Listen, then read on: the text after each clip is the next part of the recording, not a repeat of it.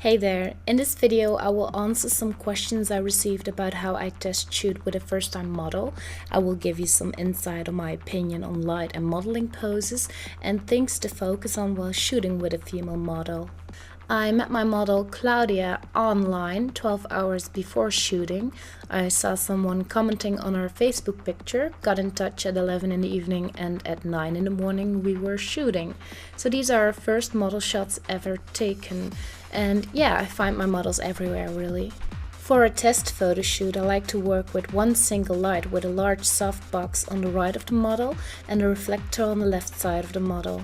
The first thing I noticed about my model is that she has this heroine chic look going on and naturally closes her eyes a bit when looking at you. So I made it my task to both make that look stand out, but also try to influence her posing into a more standard way of modeling to see if she was available for that as well. The first thing I do is take some no makeup black and white shots of my model, without giving direction, with her face straight to the camera. This helps me to see her bone structure and how she keeps her face naturally in place. After this, I asked her to open her eyes a little more and put her hair behind her ears so I could get a better look at her face. Then some basic makeup was applied that defined her features a bit more, and I took another straight picture of her, with the reflector on the left closer to the face, so she would get a second sparkle in her eyes and shadows would become less visible.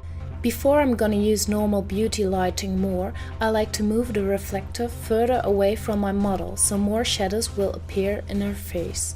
I take some shots of my model smiling, with her mouth open and closed, and some other shots to see how light affects my model's features. I love to compare side shots with different lighting to see if my model can both look younger than her age and older. The second pic was taken with a reflector close to the left of her face. Comparing these shots helps me to decide for what kinds of shoots my model would be available. Right before I ask my model to step out of her comfort zone and actually start posing, I take a side full body shot of her and some frontal full body shots with her hair in an updo, so I will know what kind of body type and face I'll be working with in the future.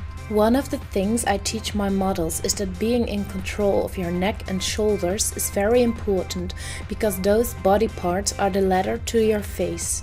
While I love the lighting in the left picture, body-wise I prefer the right one. Here I instructed Claudia to make her neck and arms look more comfortable, which makes the pose look more casual and confident. When shooting side pictures, I often ask my models to slightly turn their upper body towards the camera or drop their shoulder more. This makes their neck look less folded and therefore more relaxed.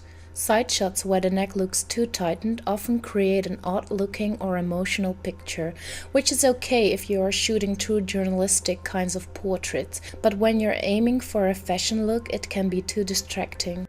During test shoots I take normal post full body shots, but what I really like to do as well is to make my model more aware of her body by asking awkward poses of her, so I can teach her how to make herself look as confident as possible, even when the poses feel odd while doing them.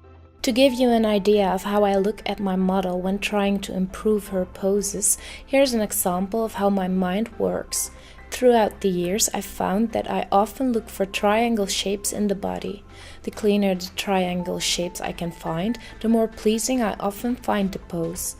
In these pictures, you can see at the right how changing the position of the shoulders, face and neck affects the outcome better. In this picture, the model's upper body looks really strong, which makes you focus more on the physical aspect of the model and her strength.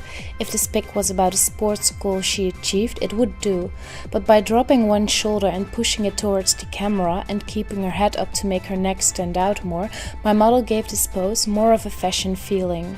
But the curves in her lower body kinda create a more glamour look as well now, because instead of strength, you now focus on her sex appeal.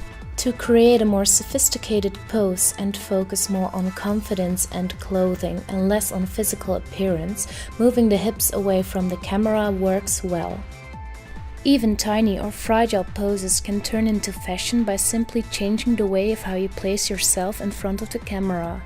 Most people think that in fashion photography it's all about looking as thin as possible, but I really disagree. In this picture my model looks really thin, but her shoulders make her look fragile. By tightening her shoulders less and making her neck taller, she now looks more confident. Her body now looks rather slim instead of skinny. I definitely prefer this picture over the other one. So keep in mind when you select your pictures, go for confidence, not size.